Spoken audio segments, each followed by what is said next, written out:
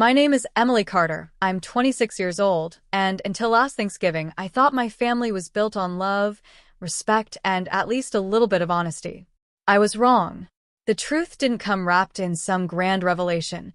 It arrived casually, slid across the table like cranberry sauce, hidden inside a smug remark that cracked my foundation wide open. We were at my grandfather's estate that day. Estate feels like too small a word for the sprawling property tucked into the hills of Connecticut, a mansion surrounded by gardens that stretched farther than the eye could see, polished marble halls echoing with wealth. My grandfather, Charles Carter, wasn't just wealthy, he was a billionaire. A name in the papers, a man with connections and power. To the world, he was a philanthropist, a self-made genius, the man who built an empire out of steel and shipping. To me, he was Grandpa Charlie, the one who smelled faintly of cigar smoke and leather chairs, whose presence filled a room so fully that silence bent around him. Growing up, I believed he adored me.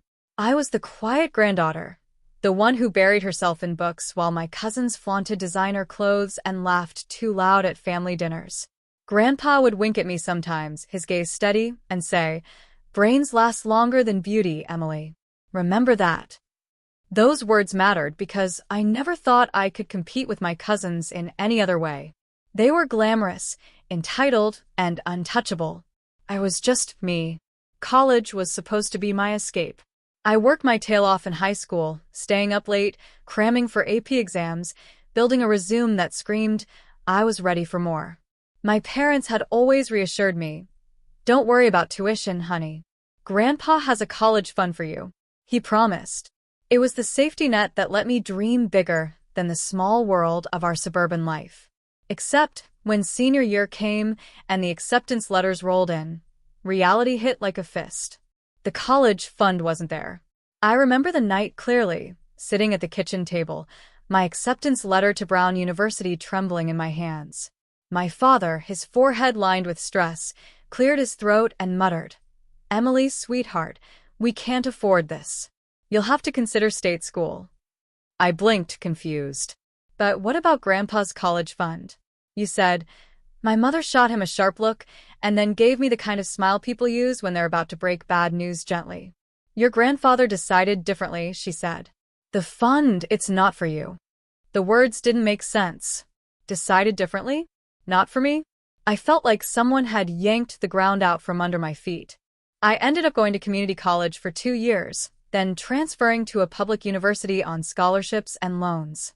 I worked part-time as a barista, then a waitress, then a research assistant, piecing together an education that came with exhaustion stamped on every page of my notebooks. I told myself not to resent it, not to let bitterness in.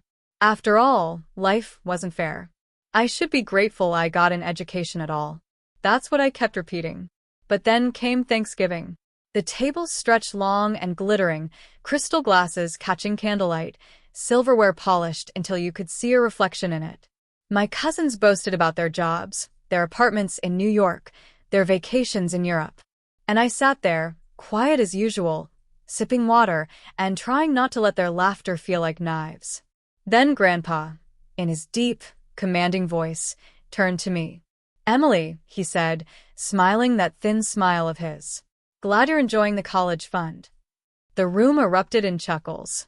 My cousin Sophie tossed her blonde hair and said, "Oh, yeah, that fund really helped us out, didn't it?" My uncle laughed harder than anyone else. My mother shifted uncomfortably, her fork scraping against the plate. And I just froze. "Excuse me?" I asked, my voice sharper than I intended. Grandpa leaned back, swirling his wine. "The fund, sweetheart. All that money we set aside for you kids' education. You've been making good use of it, right?" His eyes glittered with something I couldn't name. Mockery, maybe? Heat rose up my neck, my palms damp. "I never got a college fund," I said flatly. My words cut through the laughter, like glass shattering. The table went quiet, except for the faint crackle of the fireplace in the corner. My cousins looked at each other, some smirking, some suddenly awkward. Grandpa's smile didn't falter. He just tilted his head, studying me like I was some puzzle piece that didn't fit. "Sure you did," he said smoothly. Don't be modest. You've been in school, haven't you? The confusion in the room deepened. My father cleared his throat, coughed into his napkin. My mother pressed her lips together, eyes darting anywhere but at me. And in that silence, it hit me. The fund existed. The money had been there. But it had never gone to me. My chest tightened, air refusing to fill my lungs. Memories slammed into me. Nights crying over tuition bills, weekends spent hustling at 2 jobs, watching my cousins post pictures of campus parties and spring break trips I could never afford. I had clawed my way through every exam, every term paper, while they coasted on a cushion of money that was supposed to be mine, too. I wanted to scream. I wanted to hurl my glass across the table, demand answers, demand justice. Instead, I sat frozen, my voice a whisper. Where did it go? Grandpa chuckled, sipping his wine as though nothing monumental had just been revealed. Oh, Emily, don't tell me you're the only one who didn't know. The words landed like poison. The only one who didn't know. I looked at my parents, desperate, but they refused to meet my eyes. My cousins laughed uncomfortably, Sophie shaking her head with mock sympathy. Guess you missed the memo. That's when I realized. It wasn't just Grandpa. It was all of them. They had known. They had let me believe there was nothing. They had watched me struggle, sacrifice, and stumble, and said nothing. That night, when I finally escaped to the guest room, I shut the door and buried my face in my hands. I felt rage unlike anything I'd ever known. It wasn't about the money, not entirely. It was about the betrayal, the deliberate silence, the cruel little joke that had been played at my expense for years. I thought families were supposed to protect you. Instead, mine had conspired to keep me in the dark. And as I lay there, shaking, one thought burned through me. This wasn't over. I didn't sleep that night. The guest room bed was as soft as a cloud, wrapped in silk sheets and a heavy quilt, but my body felt like stone. Every time I closed my eyes, I saw my grandfather's smug grin, heard the clinking of crystal glasses, the mocking undertone in his voice. Glad you're enjoying the college fund. The anger sat in me like fire, but underneath it was something heavier, shame, humiliation. I had sat at that table like a fool, blindsided in front of people who had always made me feel less than. And now I knew why. It wasn't just my imagination. They had been laughing behind my back for years. When the morning sun spilled across the estate grounds, I forced myself up, splashed cold water on my face, and stared at my reflection. My brown eyes were bloodshot, my dark hair sticking to my damp cheeks. I looked younger than 26 in that moment, like the girl I used to be, begging for answers, wondering why I never seemed to measure up. But I wasn't that girl anymore. I couldn't afford to be. Downstairs, the family gathered for breakfast. The dining table groaned with food, fresh croissants, omelets, smoked salmon, platters of fruit arranged like art. My cousins chatted lazily, my aunts and uncles sipped coffee. Grandpa sat at the head, as always, reading the paper like some king surveying his domain. I slid into a seat quietly, though every nerve in me screamed to stand and confront him. Instead, I buttered a roll, listening. So, Sophie, Grandpa said, lowering his paper. How's NYU treating you? That photography program's still worth the tuition. She smiled sweetly. Oh, yes, Grandpa. The fund really made all the difference. I couldn't have done it without you. There it was again, the word. Fund. A reminder. A slap in my face. I couldn't stop myself. Interesting, I said, my voice steady but sharp. Because I sure could have used that fund. The table went quiet. Forks paused midair. Sophie smirked, but Grandpa didn't even blink. He folded his paper, placed it neatly on the table, and leaned forward. Emily, must we revisit this? Yes, I said. My hands shook, but I held his gaze. Because I need to understand. Why was I left out?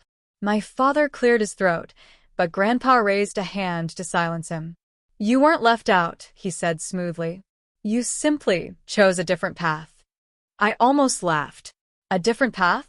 I went to community college because I couldn't afford anything else. I worked jobs that barely paid for books. I lived on instant noodles and secondhand clothes.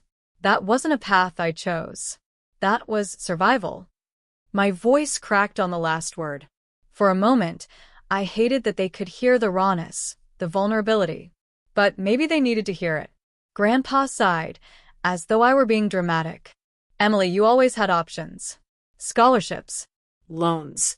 And you've turned out just fine, haven't you? Resilient. Independent. That's worth more than money. The way he said it, like my pain was some noble test, a character-building exercise he had orchestrated, made bile rise in my throat. So the fund. I pressed. Where did it go? He smiled faintly, almost pitying me. To those who would use it best. Your cousins. The words hit harder than I expected. Not because I hadn't guessed, but because he admitted it so casually. As if I didn't deserve what they did.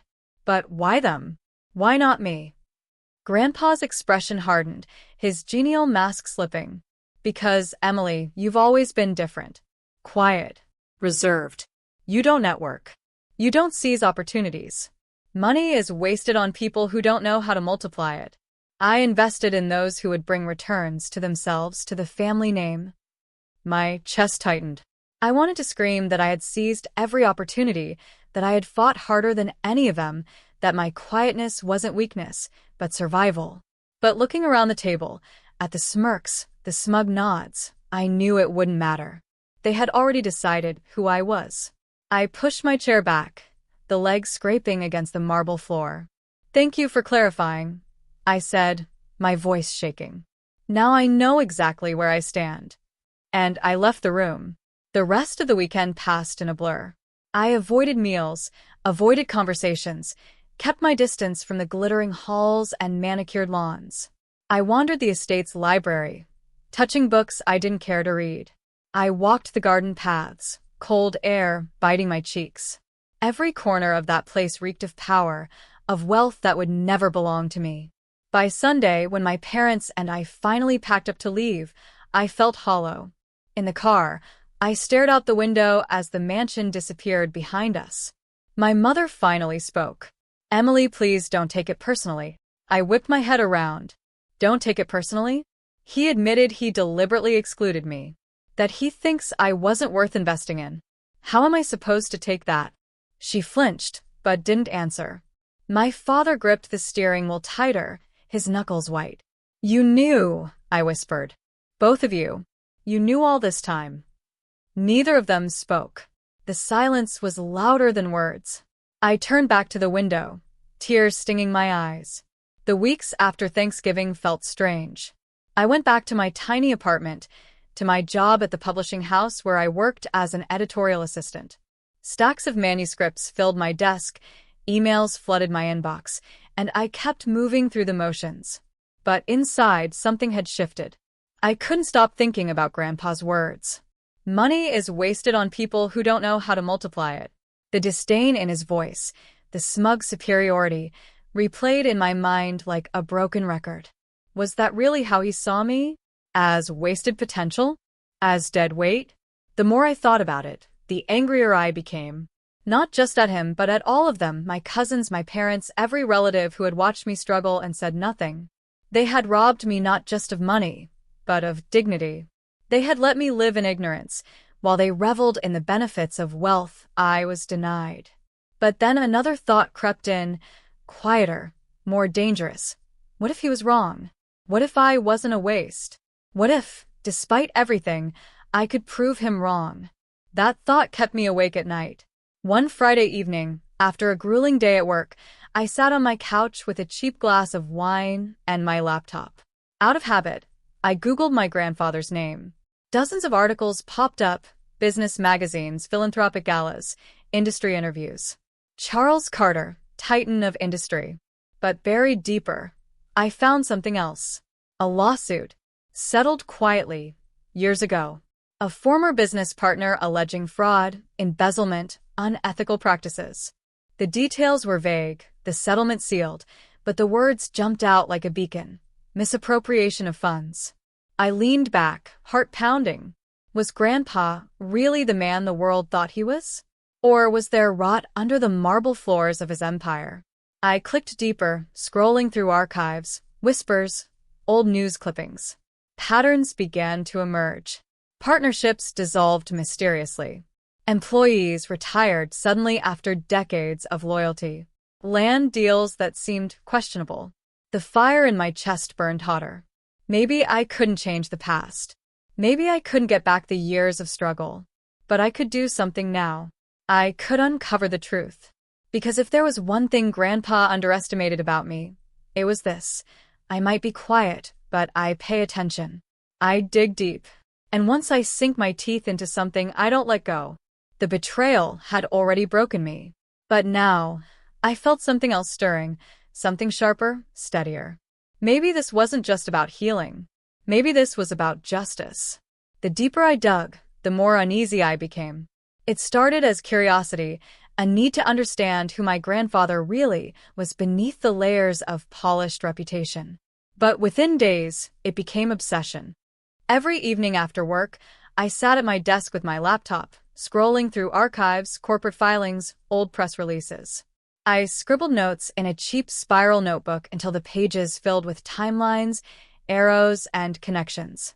It felt like unraveling a massive puzzle, one thread at a time. What I found wasn't concrete proof, at least not yet, but it was enough to gnaw at me. Companies that collapsed after partnering with Carter Enterprises. Employees who filed wrongful termination suits, only for the cases to disappear mysteriously.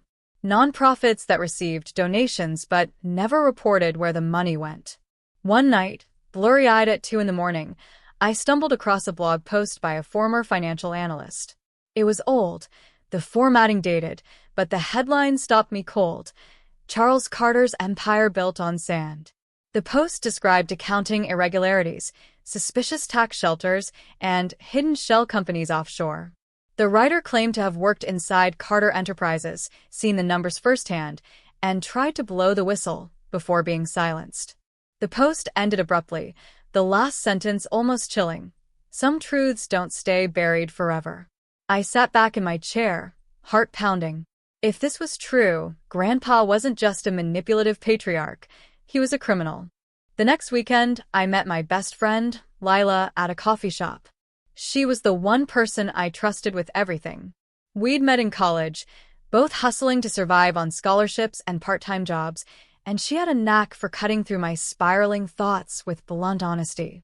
"You look like hell," she said the moment I sat down, plopping into the chair across from her. "What's going on?" I hesitated, then spilled everything, the Thanksgiving comment, the fun betrayal, the research, the blog post. She listened, her brows furrowed, her latte growing cold. When I finished, she whistled. "Damn. That's a lot. Tell me I'm crazy," I begged. "Tell me I'm making too much of this." But she shook her head. No, Em.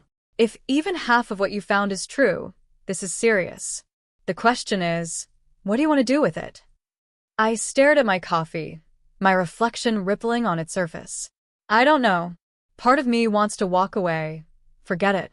But another part, I can't stop thinking about his face when he said I wasn't worth investing in. Like I was disposable. Lila leaned in. "Then maybe this is your chance. Not just to prove him wrong, but to show everyone exactly who he really is." Her words lit something in me. I wasn't sure if it was courage or recklessness, but it was fire. The following weeks blurred into double lives. By day, I was the diligent editorial assistant, juggling manuscripts and deadlines. By night, I became a shadow investigator. I filed Freedom of Information Act requests, combed through corporate registries, contacted reporters who had written about Carter Enterprises in the past. Most ignored me, but a few responded with cautious interest. One, an investigative journalist named Mark Donovan, agreed to meet. We met in a dim diner on the edge of town, the kind with cracked vinyl booths and the smell of grease clinging to the air. Mark was in his 40s, balding slightly, with the weary eyes of someone who had seen too much. "You're Charles Carter's granddaughter?" he asked, after I slid a folder of my notes across the table. I nodded. "Unfortunately." He flipped through the pages, his expression unreadable. "I've been chasing this man for years. always hits a wall. Too much money, too many lawyers. But you, he looked up sharply, you could be the missing piece. A chill ran through me. What do you mean? You have access. Insight. Family dynamics. Things outsiders can't get close to. If you're serious about this, I could use your help. I hesitated. And what happens if we succeed? He smiled grimly. Then your grandfather's empire crumbles. And the world learns the truth. That night, I lay awake staring at the ceiling of my apartment, my mind buzzing. Was I really ready for this? Going after Charles Carter wasn't just personal, it was dangerous. He had power, connections, people who would protect him at all costs. But then I thought about Thanksgiving. About my cousins laughing, my parents' silence, Grandpa's smug face. About years of ramen dinners, late-night shifts, exhaustion carved into my bones. And I thought, I have nothing left to lose. The holidays came and went, but this year I didn't join the family festivities. My parents called, guilt heavy in their voices, but I declined. I couldn't stomach sitting at that table again, pretending everything was normal. Instead, I met with Mark. We strategized, traded information, pieced together a growing case. He introduced me to sources, former employees, disgruntled partners, quiet voices who had been waiting for someone brave enough to listen. The more I heard, the clearer it became. My grandfather wasn't just ruthless in business. He was cruel. He destroyed livelihoods without blinking, buried scandals with money, silenced whistleblowers with threats. It wasn't just about the college fund anymore. It was about justice. One cold January evening, as snow dusted the streets, I received an envelope in the mail. No return address, just my name scrawled in uneven handwriting. Inside was a flash drive. No note, no explanation. Just a piece of plastic that suddenly felt heavy in my hand. I plugged it into my laptop, my pulse racing. Folders opened, bank statements, internal memos, contracts. Numbers that didn't add up. Payments routed through shell companies in the Cayman Islands. Documents signed by my grandfather himself. It was the smoking gun. I called Mark immediately. You need to see this, I whispered. 2 days later, we sat in his cluttered office, staring at the screen. He shook his head, awed. This could bring him down. I swallowed hard. Then let's do it. But the deeper we went, the more dangerous it became. One night, leaving the office late, I noticed a black car idling near my apartment. Another time, I found my mailbox pried open, its contents scattered. I started double-checking locks, glancing over my shoulder. Mark warned me, if Carter suspects you're involved, he won't hesitate to intimidate you. Are you sure you're ready for this? I thought about Grandpa's words. Money is wasted on people who don't know how to multiply it. I clenched my fists. I'm ready.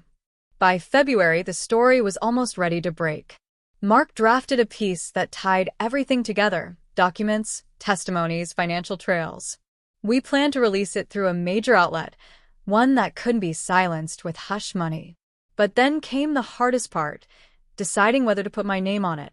If you go public as a source, Mark said, it'll carry more weight.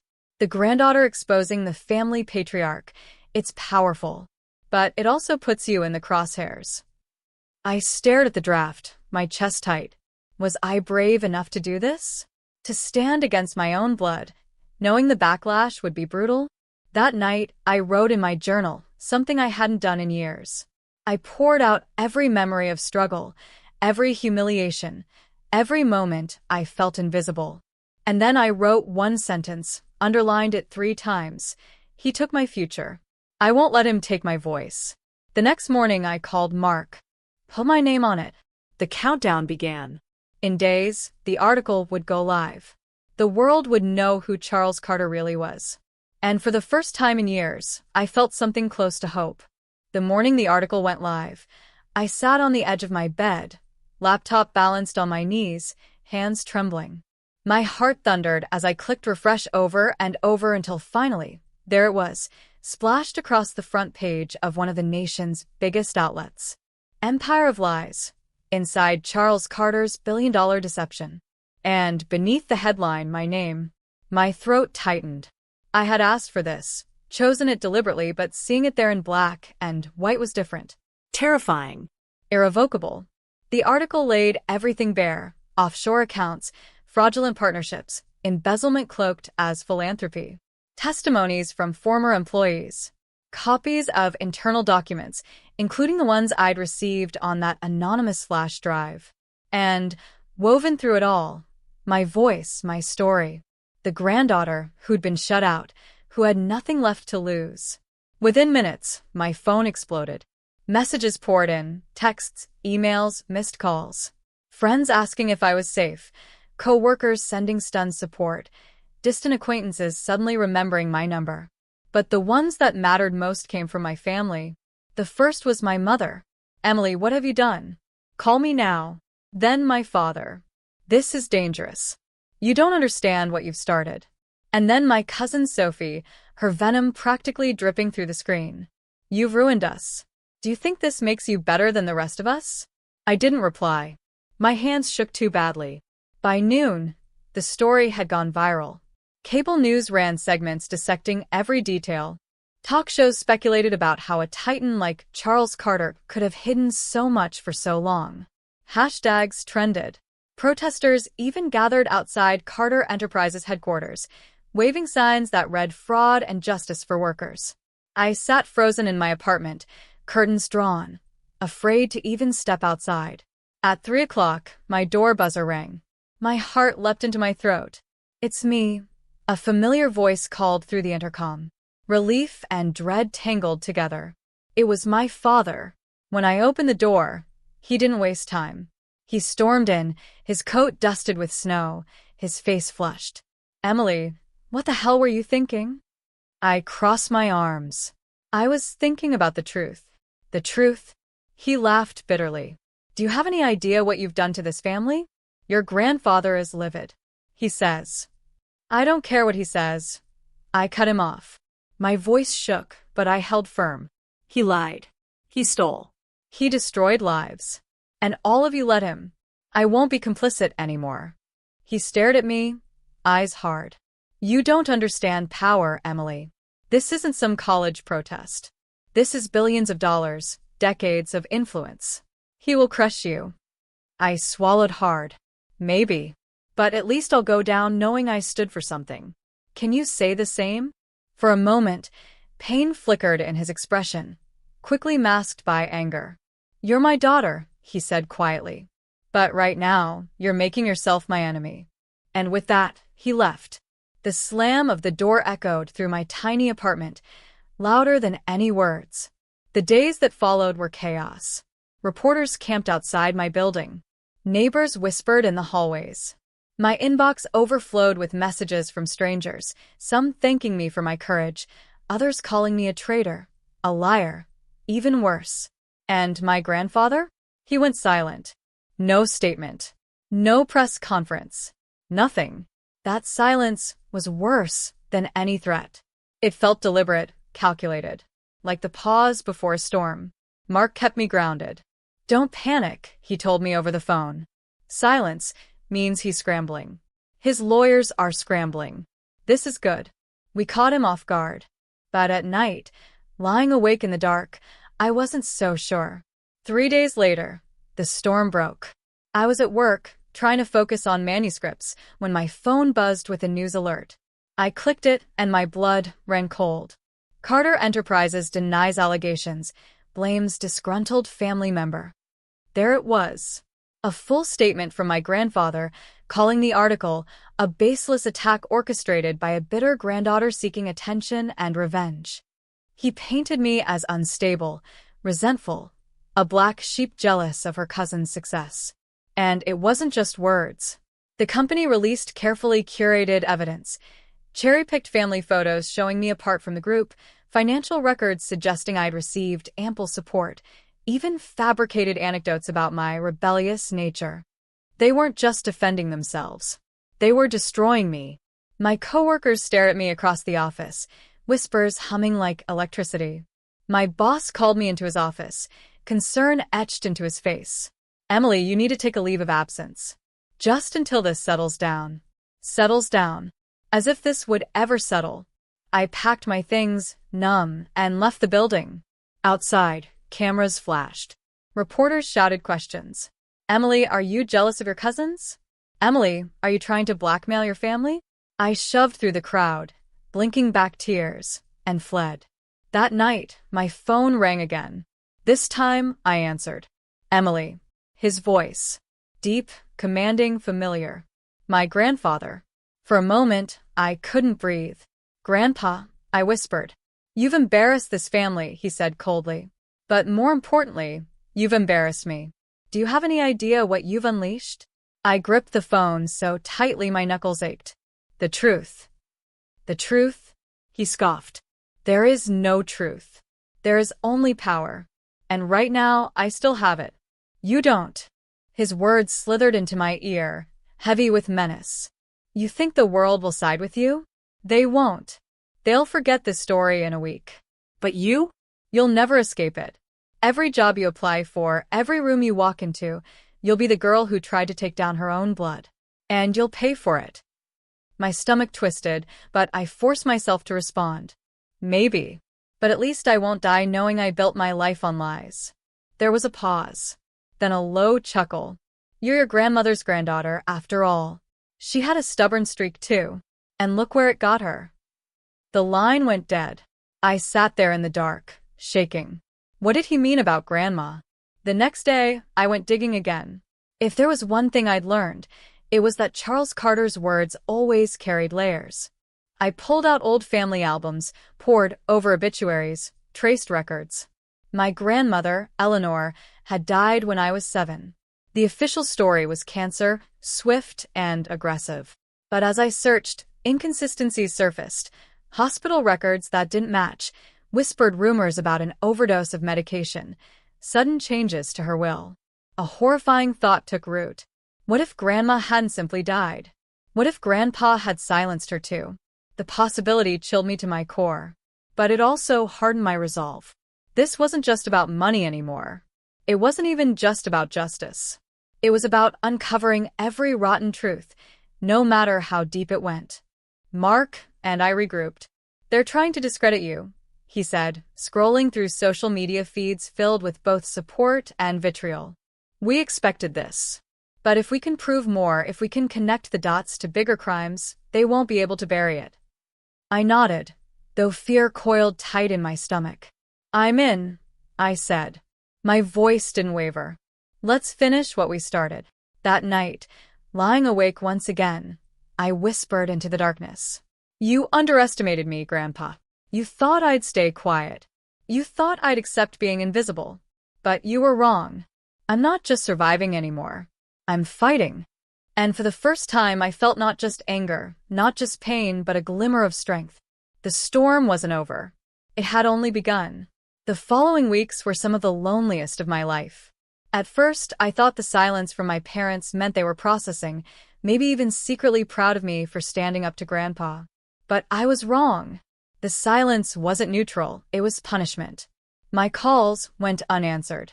My texts sat undelivered. Finally, one evening, my mother sent a single message. You've torn this family apart. Don't contact us until you fix it. Fix it. As if the responsibility to glue together generations of lies fell on me. My father didn't even send that much. His silence was absolute. The cousins, meanwhile, were anything but silent. Sophie led the charge, blasting me on social media with glossy pictures of her happy, united family and captions dripping with venom. Some people would sell their soul for attention. Thankfully, the rest of us know what loyalty means. Hundreds of likes, dozens of comments praising her strength, and tucked among them, cruel remarks aimed squarely at me. I deleted my accounts, but the words stayed, carved deep inside me. Work was no refuge. My boss had insisted on a leave of absence, but I knew what that really meant. Distance, a buffer between the company and the scandal now tied to my name. Friends at the office stopped reaching out. Coffee invites dried up. My phone buzzed less and less. Isolation pressed in from all sides. Except for Lila. She refused to leave.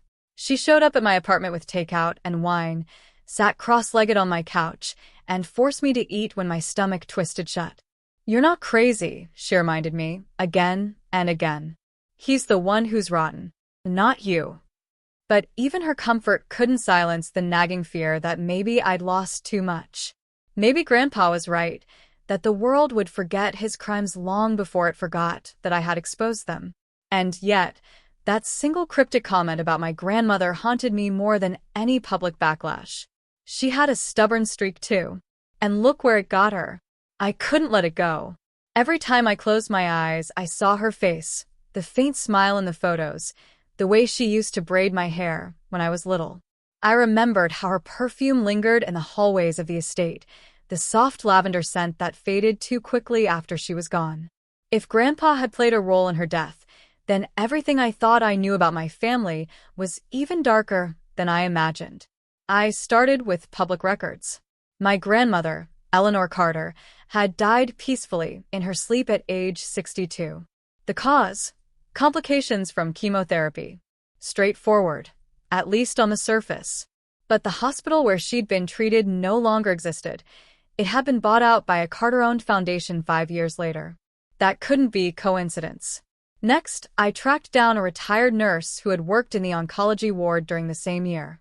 Her name was June, and she lived 2 towns over. She was cautious when I first called, but when I explained who I was, her voice softened. "Oh, I remember your grandmother. Sweet woman. Always so polite, even when the pain was unbearable. Do you remember anything unusual?" I pressed. A pause. Then a sigh. "We were told not to question things. But yes. I remember the night she died. I wasn't on her floor, but the whispers spread fast. Something about her dosage. Too high, too soon." And then, another pause, heavier this time.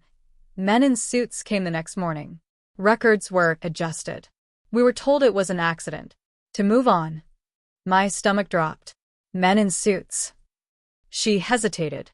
From the Carter family. Or so we believed. I thanked her, my hand shaking as I hung up. It wasn't proof, but it was enough to know Grandma's death wasn't as peaceful as they claimed. I took my findings to Mark. He leaned back in his chair, running a hand over his face. "If this is true, Emily, we're not just talking fraud anymore. We're talking potential foul play." My throat tightened. He killed her. "We don't know that yet," he cautioned. "But if we dig deeper, if we can find medical records, staff statements, this could blow everything wide open." I nodded, though my insides quaked. The thought of digging into my grandmother's death, of dragging her memory into the public spotlight, made my chest ache.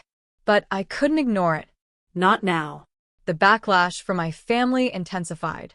One night, I returned home to find an envelope taped to my door. Inside was a photo of me walking to work, circled in red ink. Beneath it, a single sentence: "Family comes first or not at all." My hands shook so badly, I nearly dropped it. I showed it to Mark the next day. His jaw tightened. "He's trying to scare you." "Well, it's working," I admitted, my voice cracking. He leaned forward. "Emily, you've already proven you're brave. But now you need to decide. Are you willing to go all the way? Because once we push this angle, there's no turning back." I thought of my grandmother's gentle hands, her quiet smile, the way she whispered stories to me at bedtime. "Yes," I said. My voice didn't waver. "I'm willing." The next Sunday, I did something I hadn't done in years. I drove to the cemetery. Snow blanketed the ground, crunching under my boots as I walked between headstones until I reached hers. Eleanor Carter. Beloved wife, mother, grandmother. I knelt, brushing snow from the carved letters. For a long time, I couldn't speak. The wind whipped around me, cold against my cheeks, but I stayed. Finally, I whispered, "Grandma, I think he hurt you. I think he made sure your voice was never heard. But I won't let him bury mine. I promise you. I'll bring the truth into the light." Tears blurred my vision. For the first time in weeks, the rage inside me softened into something steadier. Purpose. I rose, the weight of the promise heavy but solid in my chest. That night, another storm hit. The phone rang again. Private number. I almost didn't answer, but I did. Emily. It was him. My grandfather. Do you enjoy digging up ghosts? He asked, his tone almost amused. Because that's what Eleanor is now. A ghost. She's not coming back. My blood ran cold. What did you do to her? Silence crackled on the line. Then, she asked too many questions. Like you. And she paid the price. The line went dead. I sat frozen, phone slipping from my hand. It wasn't proof, not legally. But it was confirmation. He had as good as admitted it. And if he thought that would scare me into silence, he was wrong. Because now it wasn't just about me. It was about her. The next day, I called Mark. We're not stopping at fraud, I said. We're going after everything. Every secret. Every lie. Even Eleanor. He hesitated, then nodded slowly. All right. Then let's finish this. I didn't sleep that night either, but it wasn't the same restless fury as before. This time it was focus. Because for the first time, I knew exactly what I had to do. The night after Grandpa's chilling phone call, I couldn't sit still. Every shadow outside my window felt like a threat, every creak of my apartment building like a warning. But beneath the fear pulsed something stronger. Determination. He had admitted it, even if only by implication. She asked too many questions. Like you. And she paid the price. That sentence replayed in my mind on an endless loop. My grandmother hadn't just died. She'd been silenced. And if he thought I'd let that stay buried, he was wrong. The next morning, I drove 2 hours to the state archives. The building was quiet, fluorescent lights buzzing faintly as I sifted through old medical records, coroner reports, hospital acquisitions. My hands shook as I flipped through file after file until finally, I found it, my grandmother's death certificate. At first glance, it looked ordinary. Cause of death listed as respiratory failure due to complications from chemotherapy. Signed by a doctor I didn't recognize. But the date struck me. Her death was listed at 2:17 a.m. Yet the nurse I'd spoken to, June, had sworn whispers of her passing had spread earlier in the night, around 11 p.m. Why would the time be altered? The deeper I looked, the stranger it became. That doctor's name, the one who signed off, appeared on dozens of other cases around the same period. Many of those patients had been elderly, wealthy, or connected. All had died of complications. It wasn't proof, but it was a pattern. I called June again, my voice trembling. Do you remember the doctor who signed my grandmother's papers? She was quiet for a long moment. Then, yes. Dr. Randall. We all knew him. Too smooth, too confident. Patients trusted him. But nurses, we whispered. His cases always seemed to end the same way. Quick. Clean. Convenient. My stomach churned. Do you think he was paid? Another pause. I think money makes a lot of things happen quietly, dear. I met with Mark that evening. I slid the photocopies of the death certificate and hospital records across his cluttered desk. He studied them, frowning. The time discrepancy. The repeat doctor. The acquisition by Carter's Foundation years later. This isn't random. Then we publish it, I said, my voice sharper than I intended. He looked up, meeting my eyes. Emily, if we go this route, you're accusing one of the most powerful men in America of orchestrating murder. That's bigger than fraud. That's dangerous. I don't care. My throat tightened, but I pushed through. He killed her. He killed his own wife. And now he's trying to kill me with silence, with fear. I won't let him. Mark leaned back, studying me. Then he nodded slowly. All right. Then we dig deeper. We'll need more medical testimonies, corroboration, a trail that ties directly to Carter. Otherwise, it'll get buried before it sees daylight. But Grandpa wasn't sitting still, either. 2 days later, I woke to pounding on my door. 3 men in dark suits stood outside, badges flashing. Emily Carter? We're with federal investigators. We need to ask you a few questions. My heart leapt into my throat. I let them in, though every instinct screamed not to. They claimed they were investigating me, accusing me of tampering with company records, of illegally obtaining confidential information. I didn't tamper with anything, I insisted, voice shaking. I'm exposing the truth. One of them smirked faintly. Funny, because from where we're sitting, it looks like a personal vendetta. Maybe even blackmail. They left after an hour of grilling, but the message was clear. Grandpa had called in favors. He was painting me as the criminal. When the door shut behind them, I slid to the floor, shaking so hard I couldn't breathe. I called Lilo in tears. He's going to destroy me. No, she said firmly. He's scared. That's why he's lashing out. It means you're close. Her words steadied me. But inside, I knew, if I wanted to win, I had to move fast. The breakthrough came unexpectedly. Mark called one night, his voice tight with excitement. I found something. Remember Dr. Randall? He retired 5 years ago. Lives in Florida now. And get this, he's been receiving consulting payments from a Carter-owned shell company ever since. My pulse raced. So, he's still on the payroll. Exactly. If we can get him to talk, this could be the smoking gun. A week later, we flew down to Florida. We found him in a gated community, a man in his 70s with tan skin and a suspicious glare. At first, he slammed the door in our faces. But Mark, ever the seasoned reporter, slid a folder of documents under the crack, bank records, payment trails, all tying him to Carter Enterprises. The door creaked open again. Dr. Randall's voice was low, trembling. You don't know what you're messing with. Then help us understand, I said softly. He studied me for a long time. His eyes flicked over my face, and I saw a flash of recognition. You're Eleanor's granddaughter. Yes. My throat tightened. Tell me the truth. Please. His shoulders sagged. He motioned us inside. What he revealed hollowed me out. He admitted it. Yes, he had been paid. Not outright, not with envelopes of cash, but through consulting contracts that were essentially bribes. His job had been simple. Ensure Eleanor's chemotherapy regimen was aggressive, unbearable. Increase doses under the guise of treatment. And when her body gave out sooner than expected, sign the papers, list complications, and make sure it looked clean. Tears burned my eyes as he spoke.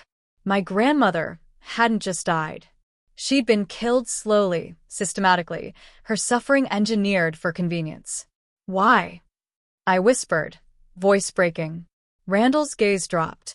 Because she knew too much. She threatened to go public about Charles's offshore accounts, about the money laundering. He couldn't risk it. And me? I was weak. I wanted the money. I wanted to scream, to hit him, to make him feel even an ounce of the pain he'd caused. But all I could do was sit there, shaking. Mark recorded every word. When we left, I collapsed in the rental car, sobbing into my hands. Mark placed a steady hand on my shoulder. Emily, this is it. This is the key. With this, we don't just have fraud, we have murder. This could end him. But Grandpa wasn't blind. The next evening, as we returned to our hotel, I noticed it again. That same black car idling near the curb. The same one I'd seen outside my apartment weeks earlier. Fear prickled down my spine. They're watching us, I whispered. Mark's jaw tightened. Then we move faster. We get this evidence into the hands of people who can't be bought. Back home, the weight of what we carried pressed down on me. The recordings, the documents, the testimony, it was enough to bury Charles Carter. But I knew him. He wouldn't go quietly. That night, my phone buzzed with one final message from an unknown number. A single sentence. You're making the same mistake Eleanor did. I stared at the glowing screen, my hands cold. Then I typed back, my fingers steady, no. I'm finishing what she started. For the first time, I wasn't afraid. Because now I had the truth. And soon, the world would too. The morning we decided to go live with everything, I woke before dawn. My apartment was silent, the city outside just beginning to stir. For once, I didn't feel the usual jittering panic in my chest. Instead, there was clarity, sharp as glass. On the table lay the evidence, Dr. Randall's testimony, bank records, copies of the altered medical charts, the signed contracts tying Carter Enterprises to offshore shell companies. Proof, in all its ugly detail. Mark sat across from me, sipping stale coffee, his eyes ringed with exhaustion. Once this is out, Emily, there's no turning back. He'll come after you, with everything he has. I nodded, my throat tight. I know. Are you ready? I thought of Grandma Eleanor, of the quiet way she used to hum when she brushed my hair. I thought of the Thanksgiving table, of Grandpa's smug grin, of the years of silence and betrayal.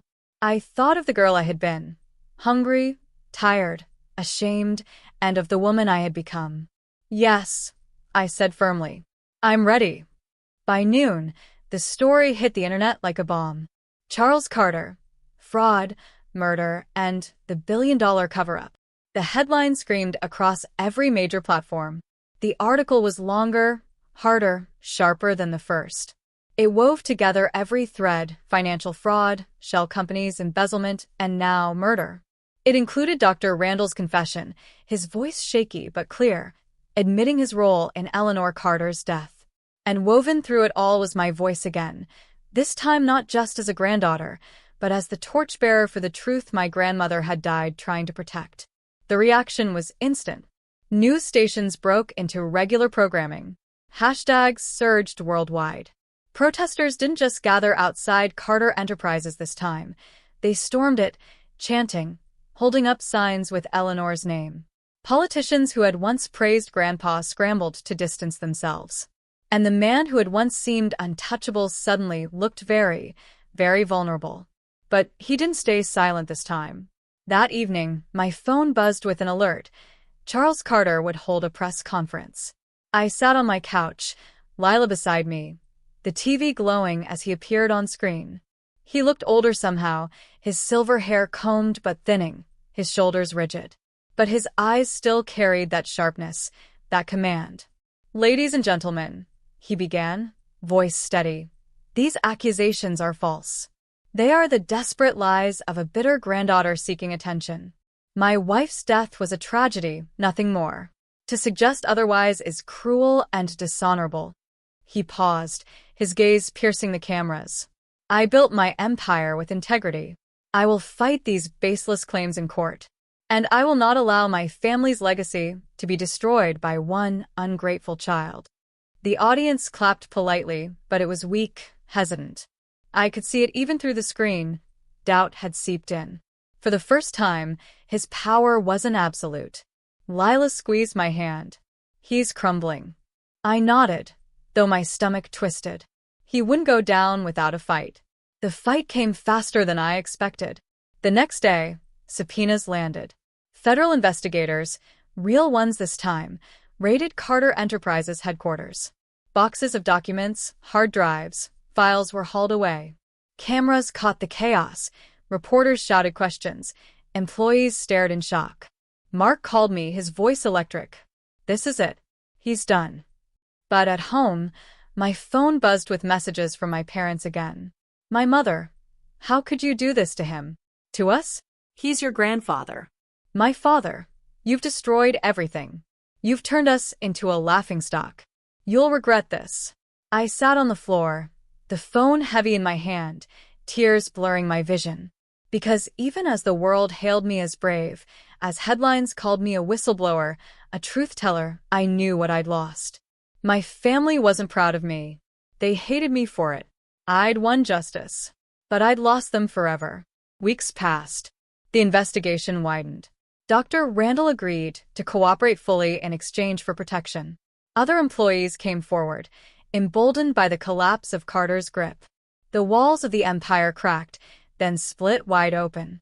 Eventually, the unthinkable happened. Charles Carter was arrested. I watched it on the news. My grandfather, once larger than life, let out of his mansion in handcuffs. Cameras flashed. Reporters shouted. His face was stone, but his eyes burned with fury. For a moment, a strange ache filled me. This was the man who had bounced me on his knee as a child, who had once called me the smart one. The man who had withheld my college fund, who had mocked me, who had killed my grandmother. And now he was just small, mortal. The ache didn't last. When the trial began, I sat in the courtroom, my hands clenched in my lap. My parents refused to sit near me. My cousins glared daggers from across the aisle. But I didn't look at them. I kept my eyes on him. The evidence was overwhelming. The documents, the testimonies, the money trails. Piece by piece, the image of Charles Carter, philanthropist, genius, patriarch, shattered. What remained was the truth, a man who had built his empire on greed, lies, and blood. When the guilty verdict was read, a collective gasp filled the room. He showed no emotion, not even when the sentence came down. Decades in prison. But as the guards led him away, he turned his head and locked eyes with me. For a moment, I saw not anger, not hatred, but recognition. I had finished what Eleanor started. And he knew it. Afterward, the world moved on quickly. News cycles spun. New scandals emerged. New stories replaced mine. But for me, nothing was the same. Carter Enterprises collapsed, its assets seized, its name dragged through the mud. My cousins scattered, their cushioned lives uprooted. My parents never spoke to me again. And me? I rebuilt. It wasn't glamorous. I went back to work, slowly piecing my life together. Opportunities came, speaking engagements, offers for book deals, but I chose carefully. I didn't want to become a sideshow. I wanted to honor the truth. Some nights, the loneliness hit hard. I grieved not just the family I'd lost, but the innocence I'd never regain. But then I'd think of Grandma. I'd think of her quiet strength, her stubborn streak. And I'd remember kneeling at her grave, promising her I'd finish what she couldn't. I had kept that promise. Months later, I returned to the cemetery. The air was warm this time, the grass green, flowers blooming. I stood before Eleanor Carter's headstone, the letters softened by time. "I did it, Grandma," I whispered. "He can't hurt anyone else now. And they'll remember you, not as a ghost, not as a tragedy, but as the truth that finally came out." The wind rustled through the trees, soft and steady, like a reply. I closed my eyes, letting it wash over me. And for the first time in years, I felt peace. Because betrayal had broken me. But the truth, my truth, had set me free.